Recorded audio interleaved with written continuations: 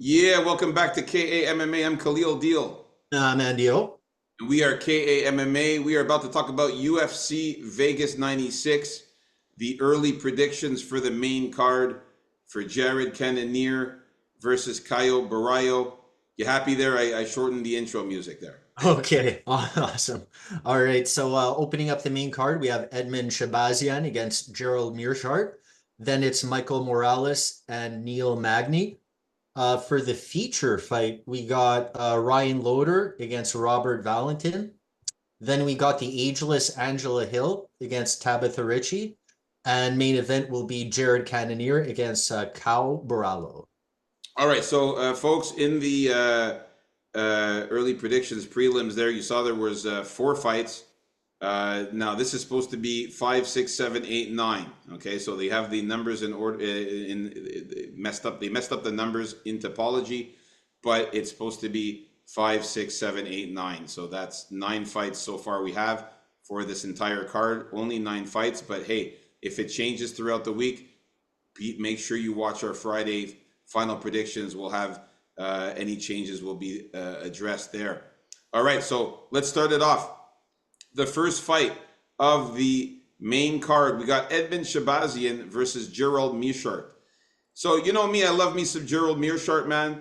I gotta tell you that Gerald Meerschaert, for betting purposes, you gotta always put the Gerald Meerschaert by submission. This guy is a submission specialist.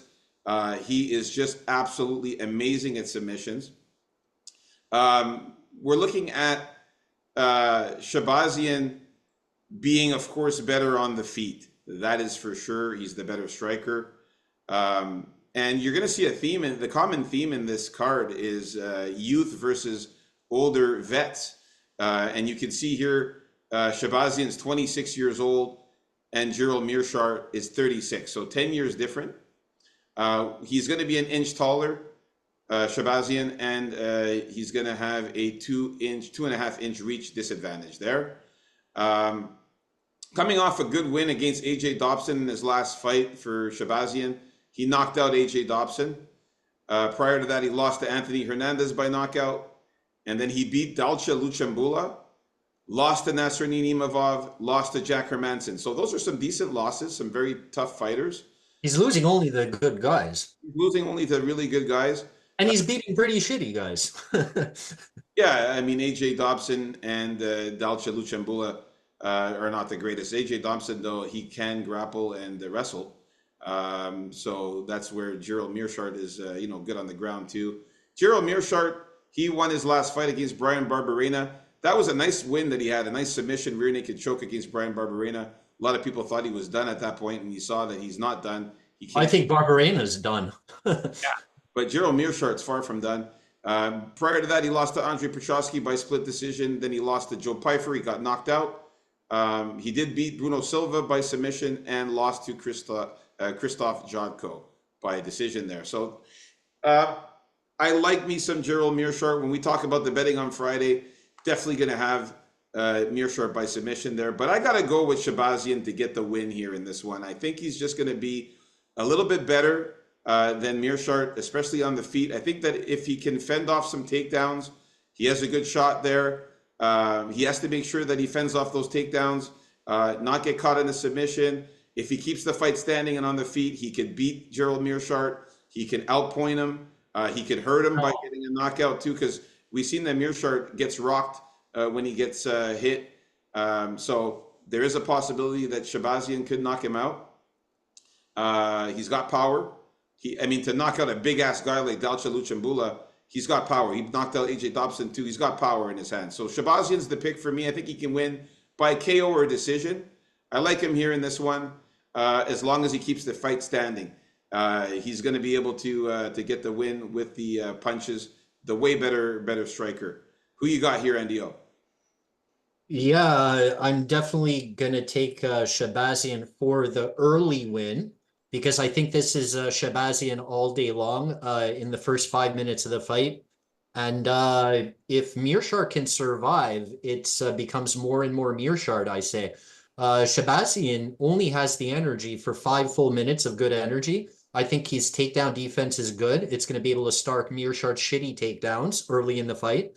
I think his striking's way, way better, and he has tons of power. His hands are going to be way quicker. I think he's going to clip and put out Mearshart earlier on, whose striking, man, looks worse. Like Mearshart's striking looks worse than it's ever looked. I think it's declined. On top of that, I don't think he's as durable as he used to be. Um, Also, not saying that that Mearshart's not going to be able to do these things, because if he can last, then Mearshart can really get to work. Mearshart can like hit him with a couple of those real hard kicks he has, because those kicks can hurt Shabazian. Of course, they come from a mile away, but Mearshart puts everything behind those kicks. So if he hits him with one, it may make Shabazian question himself a little. Then Shabazian's going to get tired. Then Mearshart's going to be able to muck it up a little and look for that sub from anywhere. You know, they're going to fall down somehow. Mearshart's going to take his back, something like that. I predict this later in the fight. So for betting purposes, maybe something like Shabazian early, Mearshart late. But the pick is Shabazian by knockout within the first round and a half.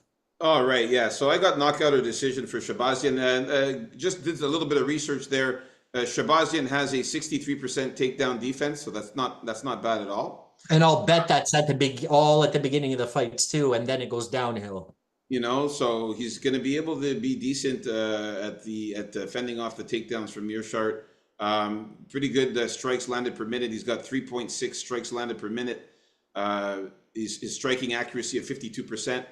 If we look at Gerald Mearshart, he's got 3.18 strikes landed per minute, strike accuracy of 45%. So not as good as a striker as Shabazi. He's worse than he used to be too, He does have a Mearshart. takedown average though of 2.17 for Mearshart, so his takedowns are pretty decent.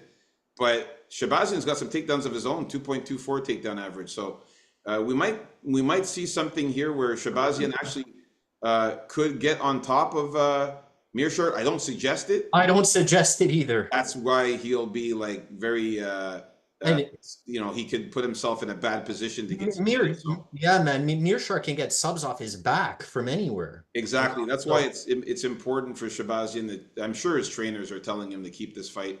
At Extreme Couture, though, they got a lot of grapplers there too. So they got some guys there that he'll be definitely practicing his takedown defense.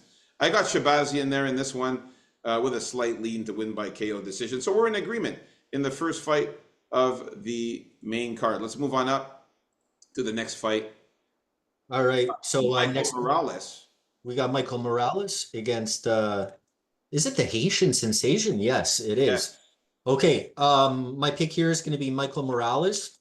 Neil Magny, a lot of fights, real veteran. This is kind of a gatekeeper test of sorts for Michael Morales. Definitely the gatekeeper test. That's Like right. we've seen Neil Magny, man, pull off some wins and no one thought he can pull off.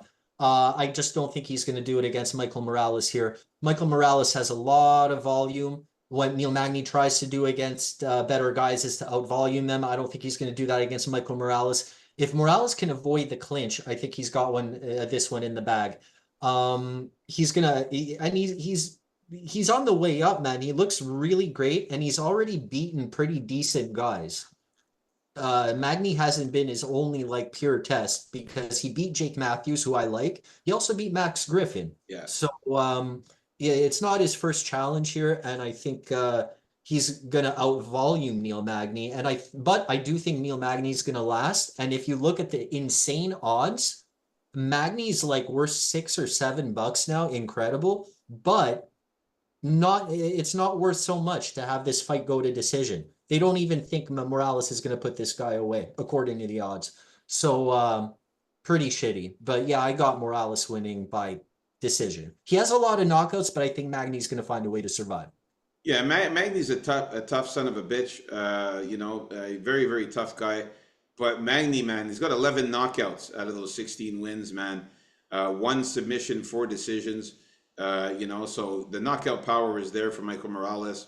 Yeah. Neil Magny, like you mentioned, is the gatekeeper, of course. But here's the main thing. He's 37 years old, man. He's getting really up there in age, especially for this division of welterweight. Michael Morales, man, only 25 years old, man. So we're talking a 12-year difference, man. The youth advantage there for Michael Morales. Um, And Magny's going to have a 3-inch height advantage and a 1-inch reach advantage. So nothing really spectacular there.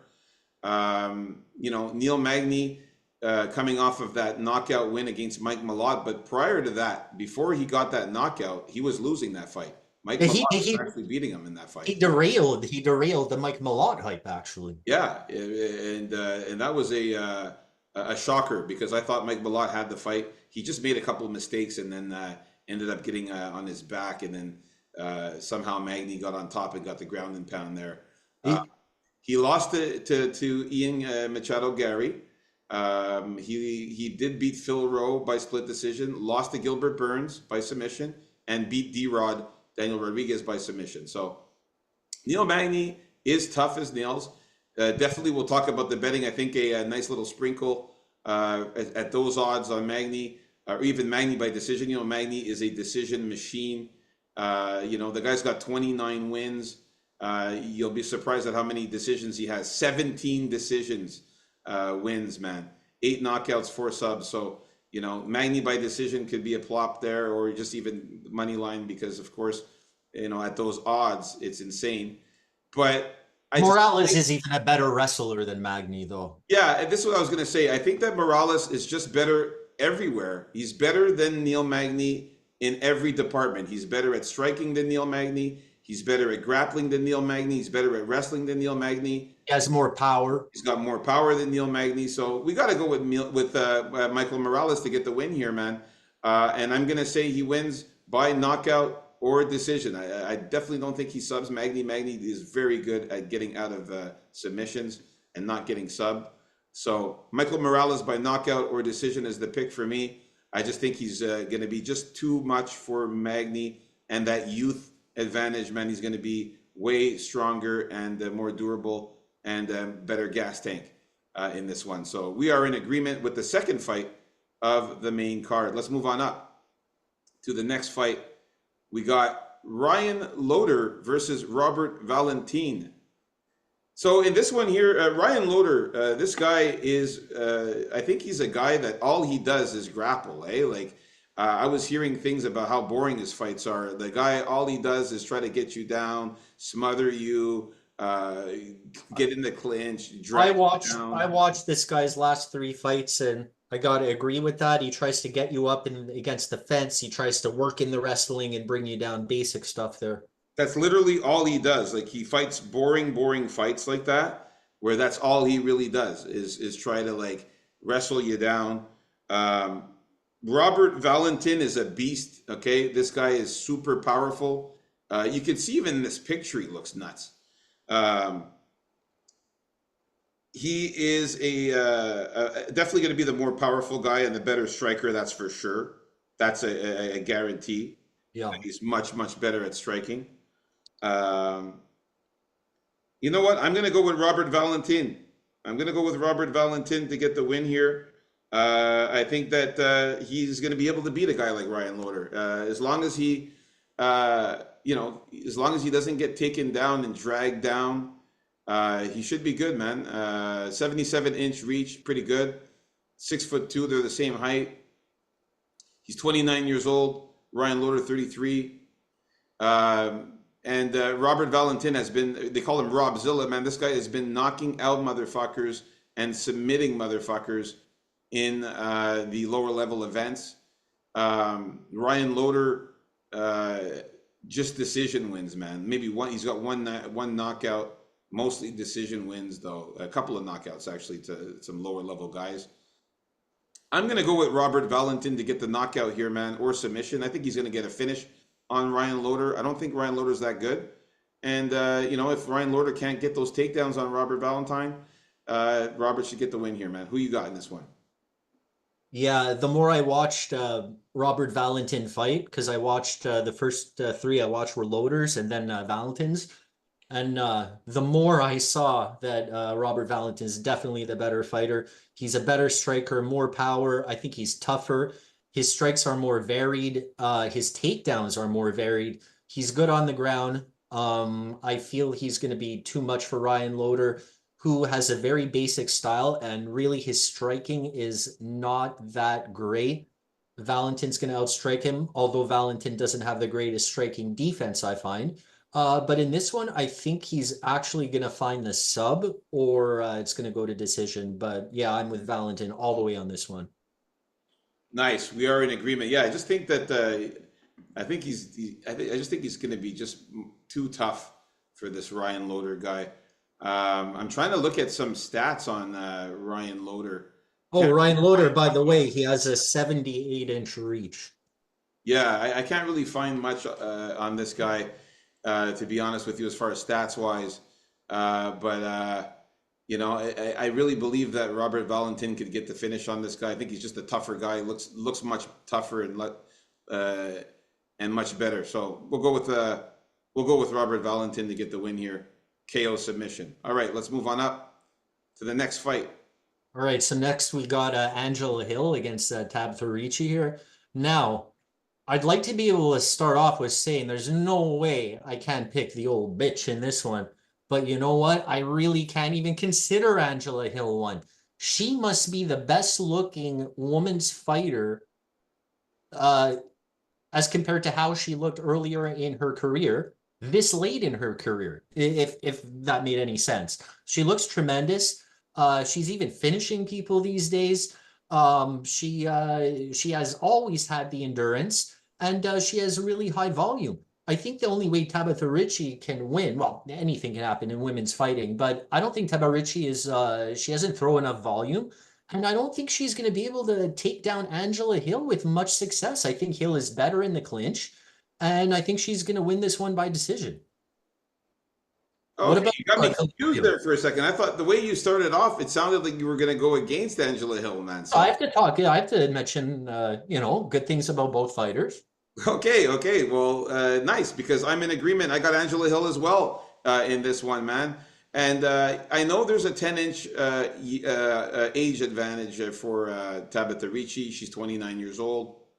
Angela Hill's 39, but Angela Hill at 39 does not look 39, man. The way she's been fighting lately, you wouldn't even know it.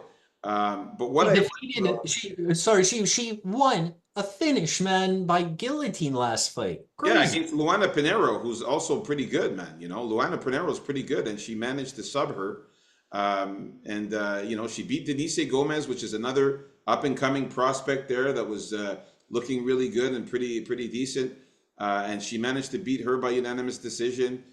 She only lost to Mackenzie Dern, who's we saw is very good. Mackenzie Dern is a top notch fighter there, and I should have thought about that last time she fought. She beat Emily Ducote and Lupita Godinez. So Yeah, man, coming off all those losses where everyone thought she was done against Verna, against Lemos, against Pennington. But you go back and she fights good chicks, you know, she fights the better ones every single fight for the past like 10 years. listen, in the last 2 years, she's been winning all kinds. She's won 4 of her last 5. You know, Tabitha Ricci beat Tisha Pennington by split decision. A lot of people thought Tisha won that one. And she lost to Lupita Godinez by split decision, whereas Angela Hill beat Lupita Godinez. She beat Jillian Robertson, Jessica Penne, and Pollyanna Viana. So, you know, average fighters. Angela Hill's fought the best of the fighters. She's fought everybody, the best of the best in the division. She's not looking any younger. She's still out there getting finishes, and she's strong and powerful, very good at striking, good takedown defense. If you know, if she could beat Luana Pinheiro, she could beat Tabitha Ricci. You know, and what I Maybe like not, about this baby. one, what I like about this one also is that Angela Hill is used to you're used to seeing her fight bigger girls. In this one, she's going to be the bigger girl at 5'3". She's going Fights to have out. that 2-inch height advantage, and she's going to have a nice 3.5 reach advantage. And she's good at keeping her distance. She's good at keeping the reach, keeping the fights at a distance, striking good. She's very technical, very good at what she does, man. So Angela Hill by decision for sure in this one. We might be surprised if there could be even a finish if Tabitha Ricci tries to fuck around. No, I don't think there's going to be a finish. Let's not get But Carry. Angela Hill by decision is the pick for me, man. I really got her winning this one. I think she's just a tad better than Tabitha Ricci, and we'll be able to get the win here, man. So we are in agreement. 2 years ago, I'm picking Tabitha Ricci, hands Know what I down. mean? But like, she's just been looking too good, Angela Hill. Yeah, Now to and until we start seeing her decline, that's it. I gotta stick with Angela Hill, man. All right, in agreement with all of the fights so far in the main card, let's get to the main event here. We got Jared Cannonier versus Caio Barallo. Yo, you know this one here, man. I like Jared Cannonier. I think the guy is a very good striker. I think he's powerful, but he's getting up there in age, even him, man. At 40 years old right now, you know, and He fought that not that long ago, though, and we said age wasn't really. He's another one that doesn't really show his age, though. Do you yeah, find? but against Nasruddin Imavov, we saw that he started to slow down a little bit in that fight. You know, Nasruddin Imavov managed to get a knockout actually. Wait, that didn't that fight end questionably, or am I mistaken here? I think it did. I think it did, but he did knock him out with punches and knees. Yeah, yeah, like he's no, it was questionable knockout, but yeah, I do remember that. But yeah, he won that fight. But he lost to Imavov there in that last fight, man. So that did not look good. He did beat Marvin Vittori prior to that, unanimous decision. Beat Sean Strickland, which is also something to be proud of. Lost to Adesanya, which is nothing to sneeze at there, and he beat Derek Brunson. So, but Caio Barallo has been on a tear, man. He's on a 5-fight winning streak in his last 5 fights. Look at the age difference, too. 31 to 40, man. He's going to be 9 years younger. He's actually going to be a little bit bigger, too, than Cannonier at 186 pounds. Cannonier's at 185. So, and Caio Barallo's built very, very built. He's very strong. He's in great shape. Also, what I like about Caio is going to have the 2-inch height advantage there, and also the grappling, man. I mean, Caio Barallo is a grappling machine, man. This guy has got jujitsu skills, black belt in jujitsu, good grappling. You know, Jared Cannonier, not that good on the ground at all. You know, and Caio's been actually looking pretty decent on the feet as well. I gotta go with Caio Barallo, man. Even though I like Cannonier, he's gonna end up on the brother ticket with Neil Magny. I'm going to call it now. There's only two brothers, but you know, Caio Barallo is going to get the win, I believe, here by submission or decision. I have here for Caio. I think that he's going to take down Jared Cannonier several times in this fight. He's going to stay on top of him, work the ground game that he's got, work his jiu-jitsu, and he'll manage to somehow get in I think he's going to get either an arm triangle choke, or if Cannonier tries to get up and give up his back, he can get a rear naked by you know, latching onto him with the body lock and latching a rear naked choke on him there. So I got Caio Barallo by submission or decision, pretty convincingly. I'm pretty confident in it as well. Yeah, my pick is going to be Caio Barallo also, and maybe for one thing that could be one of the most important reasons. I'm not going against the fighting nerds, The man. fighting nerds, yeah, man. They got their boys, man, and their women like firing on all the cylinders. And I was just counting while you were saying you didn't mention actually who he beat last, so I'll do it this time. But he beat Paul Craig, Abbas Magomedov, Ruziboev, Olachechik, and Muradov all in his last fights, right? But he also beat 2 or 3 other guys before that. These are his UFC wins. And he has a long winning streak before that. Like the only loss this guy has in recent memory is a grappling loss to Jailton Almeida, Yeah, yeah. right? So Who's a beast? Who's another beast compared to Jared Cannonier? Except Barao wins on the feet there. I think Barao is actually the most well-rounded middleweight like in the UFC, and I think he's going to get better. Just has to polish his game up. I think overall he's going to be able to outlast Jared Cannonier here, especially if, as you said, you see signs of age, a little bit getting tired for Cannonier. I think Barao is tougher and better than Imavov. And yeah, again, the fighting nerds, man, I think they're going to come up with an amazing plan to beat Jared Cannonier. Although I like Cannonier, he's a trooper, he's tough. and he really performs like unlike like not his age. Like he still performs. So I'm not gonna talk about his age or consider that too much, just like Angela Hill. Either way, I see Kyle Burrell winning this one, sub or decision. Nice. We are in agreement there. Yeah, that last fight against Nasruddin Imavov, he lost in the fourth round. That's where he got knocked out. And you saw that towards the late third round, that's when he started getting tired. Okay. Cannonier started getting tired in the late third round, and then that's why he got finished early in the fourth round at a minute. You see, I can't really remember how that fight ended, but were they just saying, oh, it could have been an early finish? Was that the only problem, or was it something I more, can't remember if it was an early stoppage. or was it something more like serious, or they're just like, ah, they could have let it go a bit longer and that They was could have it. let it go a bit longer, I think, is what happened in It's that one. that type of thing. Yeah, okay. But I remember though it was early. It was in a minute 34 seconds in the fourth round. Early in that fourth round, he got finished because he was tiring out in the third already. So Uh-huh. Cannonier, he's got 2 rounds, man. In the third, Okay. he starts to tire out. So this is where Kyle Barayo, man, this guy's conditioning, strength conditioning, his stamina is going to be much better, and his gas tank's going to be much better, man. So I definitely. have I have no worries about him being fresh for the full, well, fresh, being okay for 5 rounds, Kai Burrell. Exactly. So yeah, exactly. So that's what I'm saying. Jared Cannonier in a 5 round fight, we'll see him tire out in the third. If it goes later than that, man, we should see a finish easy by Kyle Barayo. So there you have it, folks. All right, everyone, Early love and predictions. subscribe. Love and subscribe to the channel as always.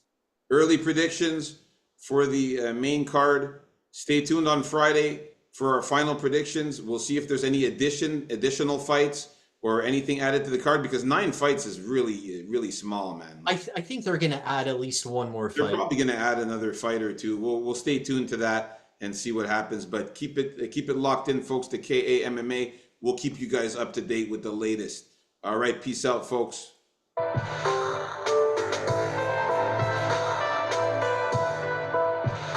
MMA, baby. Peace out.